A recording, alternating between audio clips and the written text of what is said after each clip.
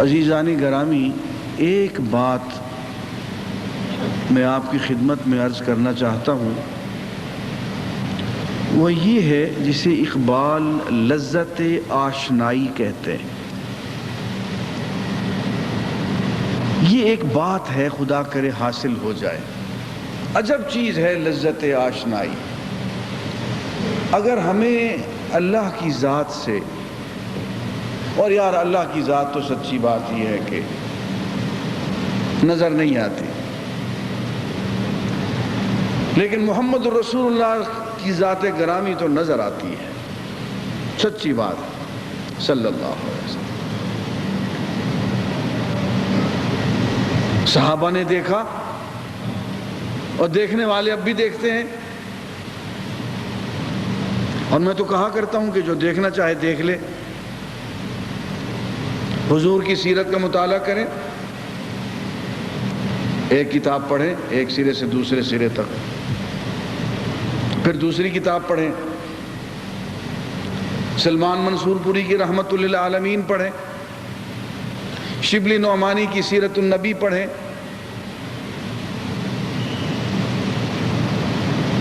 پھر کوئی اور پڑھیں، تیسری کتاب پڑھ لیں، پھر سیرت النبی پہ کوئی چوتھی کتاب پڑھ لیں۔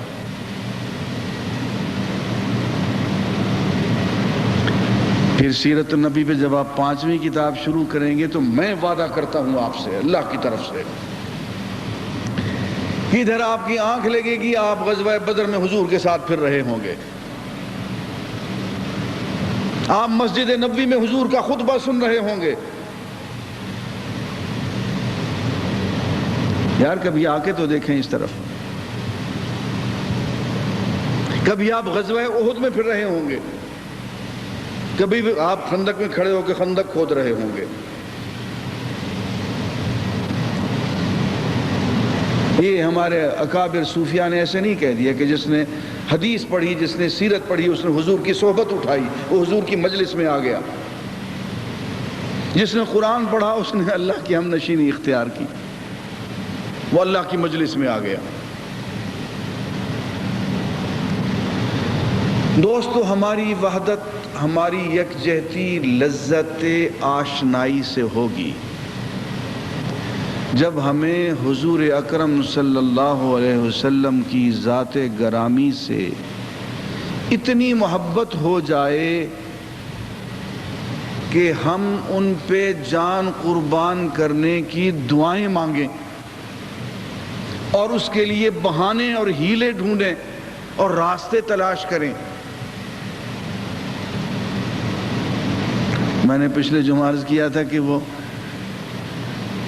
کتنا سیانہ تھا، وہ ہم مولویوں سے بھی کتنا زیادہ وہ معرفت رکھنے والا، وہ بدو تھا، اونٹ چرانے والا، حضور کی خدمت میں حاضر ہوا، جہاد کیا، فتح پائی، بہت مال غنیمت آ گیا، آپ نے بلایا، اس کا حصہ اس کو مال غنیمت کا عطا فرمانے لگے، تو رو پڑا کہ یا رسول اللہ آپ کو تو پتہ ہے میں کیوں آیا تھا، میں اس کے لیے تو نہیں آیا تھا، یہ اتنی 100 بھیڑیں، اتنی 100 بکریاں، اتنا سونا، اتنی چاندی، میں یہ لینے تو نہیں آیا تھا، آپ کو تو پتہ ہے، میں تو آپ پہ جان قربان کرنے آیا تھا، میں تو شہادت کے لیے آیا تھا، میری تو آرزو پوری نہیں ہوئی۔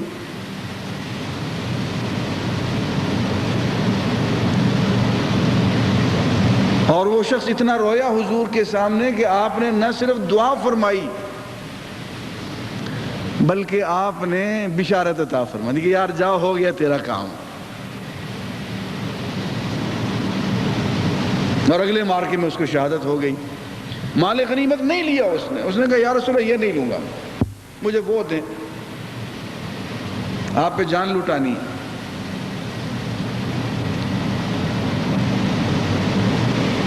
یہ لذت آشنائی ہے دوستو، عجب چیز ہے۔ اب وہ قریب ترین رشتہ دار، اب پوچھیں کہ حضور کا قریب ترین رشتہ دار کون تھا تو بتاتے ہوئے شرم آتی، ابو لہب سگا چچا، حضور کی 2 بیٹیاں اس کے گھر میں، اور جتنی لعنت اس پہ پڑی ہے کائنات میں آج تک کسی پہ اتنی لعنت نہیں پڑی۔ تبت یدا ابی لہب، جب تک دنیا میں قرآن تلاوت ہوتا رہے گا اس کے ہاتھ ٹوٹتے رہیں گے۔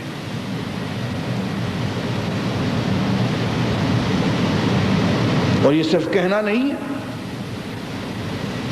میرا عقیدہ ہے کہ جب پڑھا جاتا ہے تبت یدا تو اس کے ہاتھ توڑے جاتے ہیں۔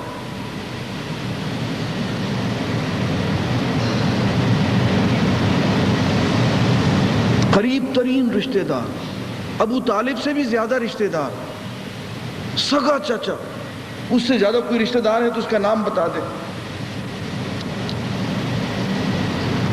اس کے مقابلے میں ایک شخص آیا، اتنی دور سے آیا کہ نہ وہ حضور کے خاندان سے ہے، نہ وہ حضور کے ملک سے ہے، نہ وہ حضور کی زبان کو جانتا ہے۔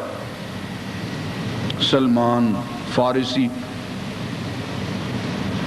فرماتے ہیں کہ اس شخص میں اتنا پیار تھا کہ اگر میں اس دنیا میں نہ ہوتا، حضور فرماتے ہیں اگر میں اس دنیا میں نہ ہوتا، میں سریا پہ ہوتا تو یہ شخص وہاں پہنچ جاتا۔ اتنی طلب، شہزادگی چھوڑ کے، اپنے ملک کو چھوڑ کے، خاندان کو، والد کو چھوڑ کے یہ شخص چلا۔ 10 مرتبے اس شخص کو خریدا گیا، بیچا گیا، غلام بنا دیا گیا، اور آخری مرتبے جب آ کے یہ شخص بکا ہے تو اس کی باتیں کھل گئی کہ میں ٹھیک جگہ آ کے بکا ہوں، مدینہ منورہ میں آ کے بکا۔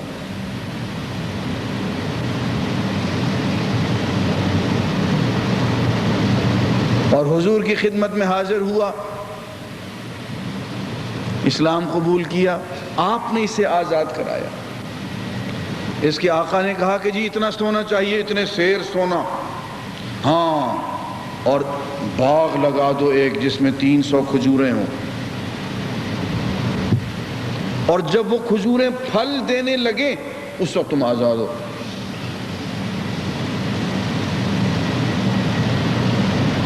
حضور اکرم صلی اللہ علیہ وسلم نے سلمان سے کہا کہ سلمان یہ سونا لے جاؤ اور تھوڑا تھوڑا کر کے اس کو تلواتے جانا، جب اس کا پورا ہو جائے، آپ نے پتہ نہیں کتنا دیا، وہ سارا تلتا گیا، اس کا پورا ہو گیا۔ یا رسول اللہ سونا تو پورا ہو گیا، اب کھجوروں کے پھل کا کیا کروں گا؟ حضور اکرم صلی اللہ علیہ وسلم کہا کہ کہاں ہے اس کا باغ، میں پھل لگاتا۔ آپ نے سارے درخت خود اپنے ہاتھ سے کاشت فرمائے،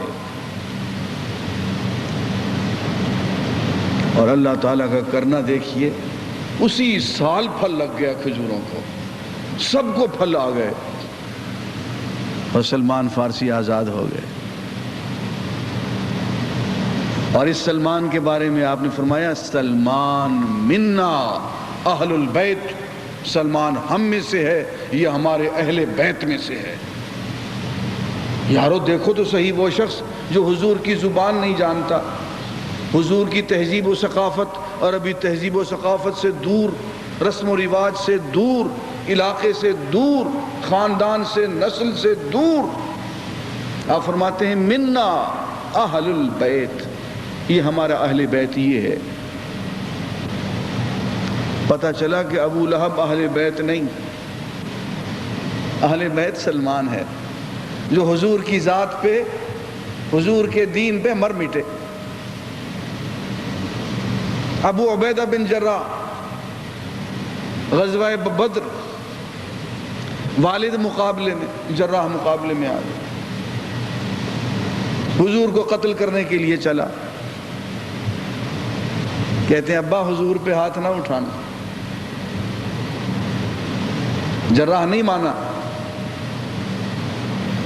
ابو عبیدہ نے کہا ابا پھر پہلے مجھے قتل کرو،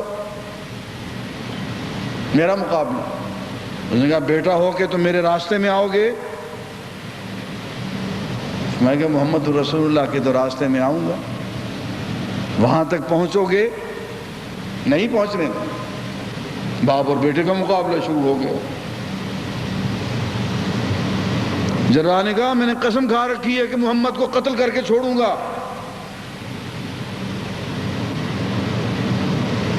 راستے سے ہٹ جاؤ۔ ابو عبیدہ کہتے ہیں تو پھر یہ لو، اور باپ کو قتل کر دیا۔ محمد رسول اللہ تک ہاتھ بڑھانا چاہتے ہو تو دوستو وہ باپ کا بھی ہاتھ ہو تو آگے نہیں بڑھ سکتا، وہ کاٹ دیا جائے گا۔ یہ ہے لذت آشنائی۔ وہ جو ہمارے صوفی لوگ کہا کرتے ہیں نا کہ کسی کے ہو رہو اچھی نہیں یہ آزادی، کسی کی زلف سے لازم ہے سلسلہ دل کا، کسی کی زلف سے لازم ہے سلسلہ دل کا۔ اصل میں یہ دل کا سلسلہ جب لازم ہو جائے، کچھ لذت آشنائی حاصل ہو جائے، پھر سارے جھگڑے ختم ہو جاتے ہیں۔ جھگڑے اس وقت شروع ہوتے ہیں جب لذت آشنائی نہ ہو، جب دیوانگی نہ ہو، جب محبت نہ ہو۔ مجھے ایک شعر بہت پسند ہے، کہتا ہے کہ روز آپس میں اینک نیچے گر گئی تھی، روز آپس میں لڑا کرتے ہیں ارباب خرد، کوئی دیوانہ الجھتا نہیں دیوانے سے۔ جس کو اللہ دیوانگی نصیب کر دے اس کو لڑنے کا ہوش نہیں رہتا، جھگڑنے کا ہوش نہیں رہتا، اس کی نظر صرف اپنے محبوب کی طرف ہوتی ہے، صرف اسی کا لحاظ، صرف اسی کا دھیان ہوتا ہے۔ کوئی کیا کر رہا ہے، کوئی کیا کہہ رہا ہے، اس کا رکوع کیسا ہے اور اس کا سجود کیسا ہے، اس کا مسلک کیا ہے اور اس کا تو ہوش نہیں ہوتے اس بات کی، اس کی فرصت نہیں ہوتی ہے۔ یارو امت مل جل کے ساری کی ساری قرآن کو چھوڑ چکی ہو، حضور کی سنت کو چھوڑ چکی ہو، اور اس طرف کسی کا دھیان ہی نہ آئے، اور دھیان چھوٹی چھوٹی باتوں کی طرف،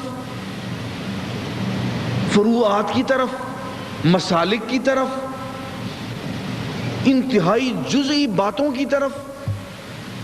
یارو تو کیسے اس کی فرصت ملتی ہے؟ ذہنی عیاشیوں کی طرف۔ پورا عالم اسلام لٹ کے رہ گیا، زخمی ہو گیا، خون میں نہا گیا، اس کا تمہیں کوئی احساس نہیں، اور اتنی چھوٹی چھوٹی باتوں کی طرف دھیان، جن کی زندگی میں کوئی قیمت ہی نہیں، ان کا کوئی درجہ ہی نہیں۔ حضور اکرم صلی اللہ علیہ وسلم نے صحابہ میں یہ ذوق پیدا فرمایا کہ بالکل کسی ایسی بات کی طرف دھیان نہیں دینا جس کی کوئی عملی حیثیت نہ ہو۔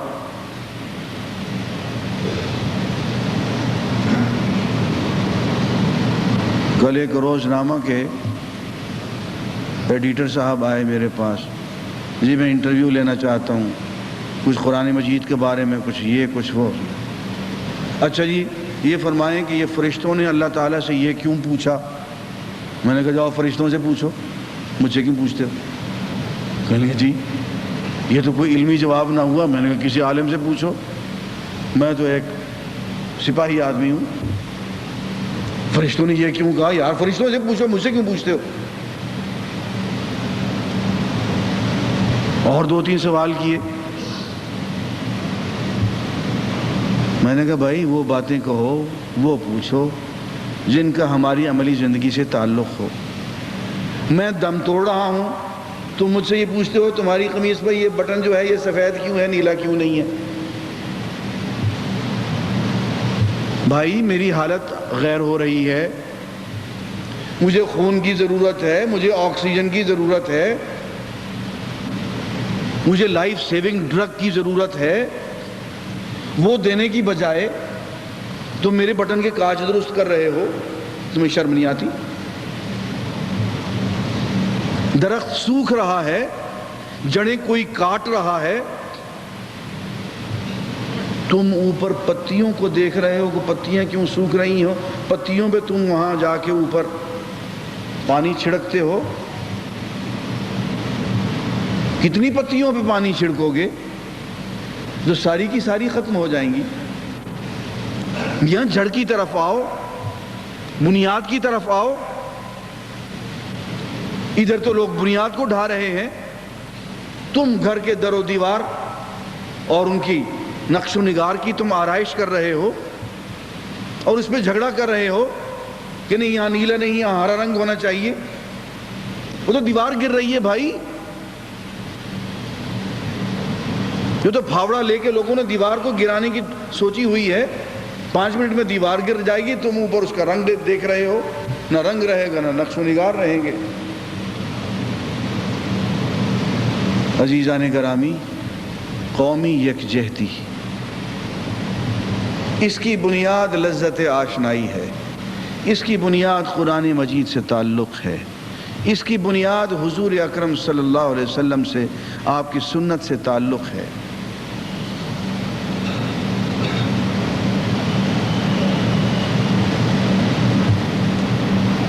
اب اس شخص کا آپ کیا کریں گے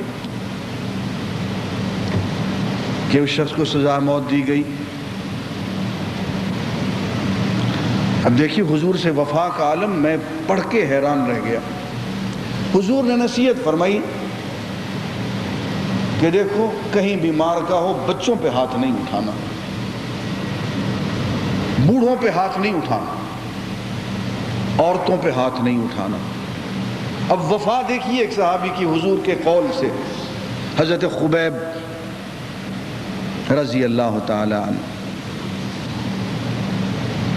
ان کو واقعہ لمبا ہے، بہرحال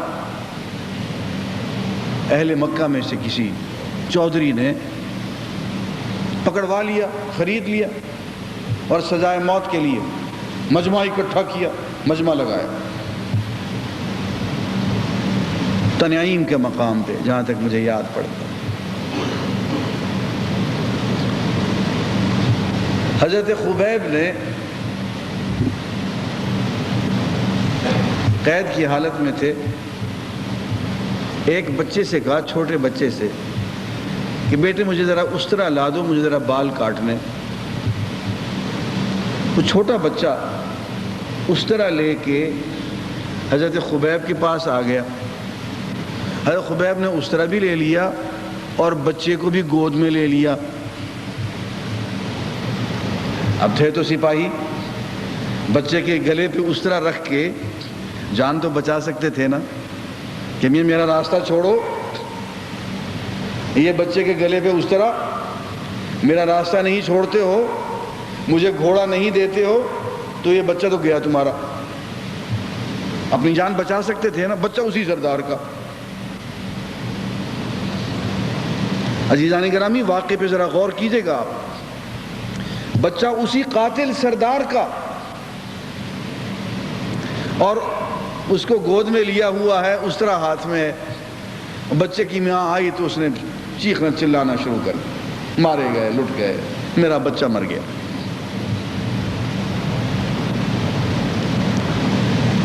اب ایک سپاہی کے لیے موقع تھا اپنی جان بچانے کا، لیکن حضرت خبیب فرماتے ہیں کہ بیوی نہیں، ہمارے حبیب نے بچے پہ ہاتھ اٹھانے سے روک رکھا ہے، اس لیے میں اپنی جان دے دوں گا، بچے پہ ہاتھ نہیں اٹھاؤں گا۔ حضور کے کلمہ، حضور کے ایک قول سے اتنی وفا، حضور کی ایک نصیحت سے اتنی وفا کہ اپنی جان بچانے کو تیار نہیں ہے۔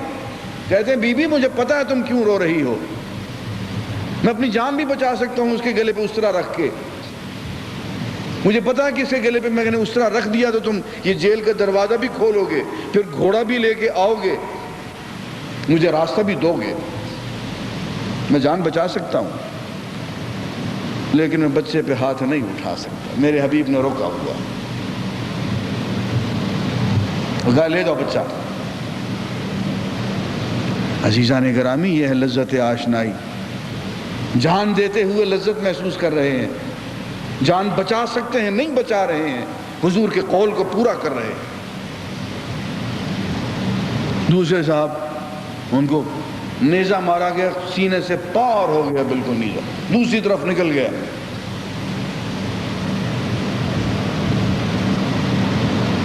تو جب دیکھتے ہیں کہ نیزہ آر پار ہو گیا تو اونچی آواز سے کہتے ہیں فزت برب الکعبہ، رب کعبہ کی قسم کامیاب ہو گیا. فزت برب الکعبہ، رب کعبہ کی قسم کامیاب ہو گیا. یعنی وہ کامیابی جس کے لیے میں سال ہا سال سے تڑپ رہا تھا مل گئی.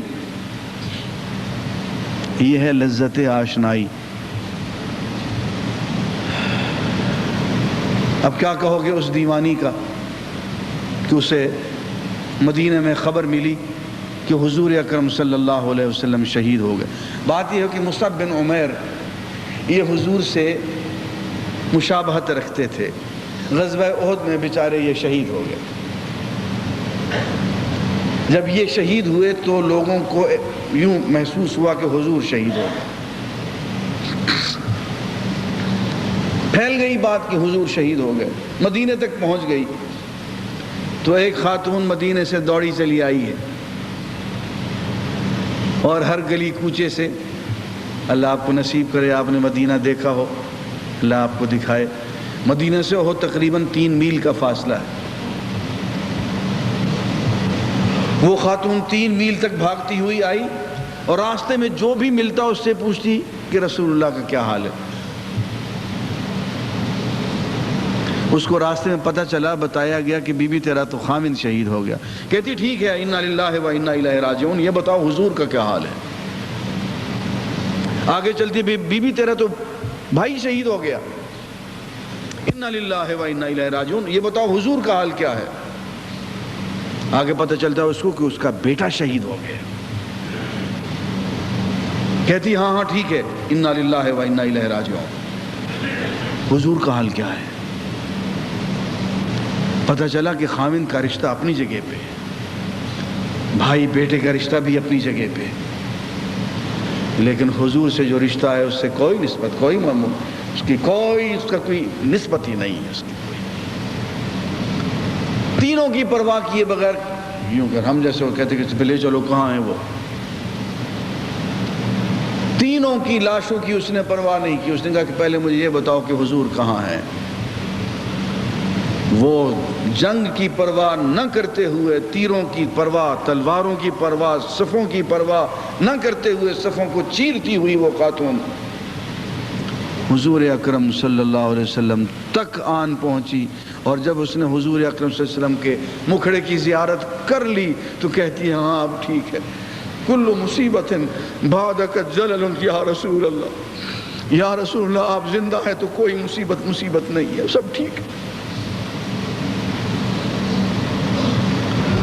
عجب چیز ہے لذت آشنائی. دوستو کسی طرح سے اس قرآن کے راستے سے، حضور کی سیرت طیبہ کے مطالعہ کے راستے سے ایک لذت آشنائی پیدا کر لیں، حضور سے تعلق پیدا کر لیں. ایمان سے کوئی فرقہ نہیں رہے گا، سب ایک ہوں گے. آپ اگر امام ابو حنیفہ کی بنیاد پہ لوگوں کو اکٹھا کرنا چاہیں، خدا کی قسم نہیں کر سکیں. میں خود حنفی مسلک کا آدمی ہوں، امام ابو حنیفہ کا مقلد ہوں، لیکن مجھے اللہ نے اتنی بصیرت دی ہے کہ آپ اگر امت کو امام ابو حنیفہ کے نام پہ اکٹھا کرنا چاہیں گے تو نہیں کر سکیں گے. آپ امت کو امام حسین کے نام پہ اکٹھا کرنا چاہیں نہیں کر سکیں گے. حضرت علی کے نام پہ اکٹھا کرنا چاہیں نہیں کر سکیں گے. حضرت ابوبکر صدیق کے نام پہ آپ امت کو اکٹھا کرنا چاہیں گے نہیں کر سکیں گے. صرف ایک نام ہے، اس نام سے ہے باقی آرام جہاں ہمارا، محمد رسول اللہ کی ذات گرامی. صرف اسی نام سے امت اکٹھی ہوگی، صرف محمد رسول اللہ کے اتباع کے نام پہ امت اکٹھی ہوگی. کہ آؤ یارو ان سے تعلق جوڑ لیں، آؤ یارو ان کے ہاں اپنی جان قربان کر دیں. ان سے ایک تعلق پیدا کریں۔ دوستو وہ تو ہوگا، میں معافی چاہتا ہوں میں نے وقت زیادہ لے لیا، وہ تو ہوگا دوستو اللہ کی محبت کی بھیک مانگنے سے، رسول اللہ صلی اللہ علیہ وسلم کی محبت کی بھیک مانگنے سے، اور وہ راستے میں پڑی ہوئی چیز نہیں ہے جو ایسے ہی مل جائے، اس کے لیے کچھ چلت پھرت، کچھ محنت، کچھ مشقت، کچھ آنسو، کچھ آہیں، کچھ دعائیں یہ کرنی پڑتی ہیں۔ قرآن مجید سمجھ کے پڑھنا ہوگا، حضور کی سیرت کا مطالعہ گہری نظر سے کرنا ہوگا، پیار و محبت سے کرنا ہوگا۔ قرآن کے راستے اللہ کی محبت دل میں اترے گی، محمد رسول اللہ کی محبت دل میں اترے گی۔ حضور کی سیرت طیبہ کا مطالعہ کرنے سے حضور کی عملی زندگی سامنے آئے گی، حضور کی ایک ایک ادا سے محبت ہو جائے گی۔ عزیزان گرامی، یہ ہے وہ راستہ جس سے ہمیں یکجہتی بھی حاصل ہوگی، جس سے ہمیں ملی وحدت بھی حاصل ہوگی، اور ہم اس زوال سے، اس عذاب سے، اس مصیبت سے باہر آئیں گے جس میں ہم بری طرح سے پھنس چکے ہیں۔ ہم اس کے لیے کئی طریقے اختیار کر رہے ہیں، میں نے گزشتہ جمعہ بھی اعلان کیا، آج پھر اعلان کرتا ہوں۔ ہم نے ایک طریقہ اس کا یہ اختیار کیا ہے، 1-2 مہینے کا کورس ہم کر رہے ہیں، عام پڑھے لکھے لوگوں کے لیے، نوجوانوں کے لیے، خواتین کے لیے، سب کے لیے۔ 1 جولائی سے 30 اگست تک 2 مہینے کا کیپسول کورس، کنسنٹریٹڈ۔ ان 2 مہینوں میں ہم عربی پڑھائیں گے، اتنی عربی کہ آپ قرآن مجید خود سمجھ سکیں۔ ان 2 مہینوں میں ہم قرآن مجید بھی پڑھائیں گے، جتنا پڑھا سکے، ایک کورس میں نے بنا رکھا ہے۔ ان 2 مہینوں میں ہم سیرت طیبہ کا، حدیث کا بھی مطالعہ کرائیں گے۔ میں نے بڑے بڑے علماء سے، مربی حضرات سے، جن کے پاؤں کی میں خاک ہوں، میں نے ان سے گفتگو کر لی ہے، انہوں نے وقت دینے کا وعدہ کر لیا ہے۔ بہت بزرگ علماء یہاں تشریف لائیں گے۔ تھوڑا سا ہم فقہ بھی پڑھیں گے، عام مسائل جو ہیں، کچھ تاریخ اسلام کا حصہ بھی ہم پڑھیں گے۔ یہ 5 چیزیں ہم 2 مہینے کے اندر روزانہ 3-4 گھنٹے ہم وقت لگائیں گے۔ جو لوگ یہ وقت اللہ کے راستے میں، ہم کسی سے کوئی فیس نہیں لیں گے، آپ کے آنے کا بہت بہت شکریہ ہوگا، ہم آپ کے شکر گزار ہوں گے اگر آپ یہ اللہ کا نام سیکھیں گے اور قرآن مجید سیکھیں گے، حدیث سیکھیں گے، آپ کا ہم پہ احسان ہوگا۔ وآخر دعوانا، ہاں اس کے لیے نام جو لوگ رجسٹر کرانا چاہیں وہ کروائیں۔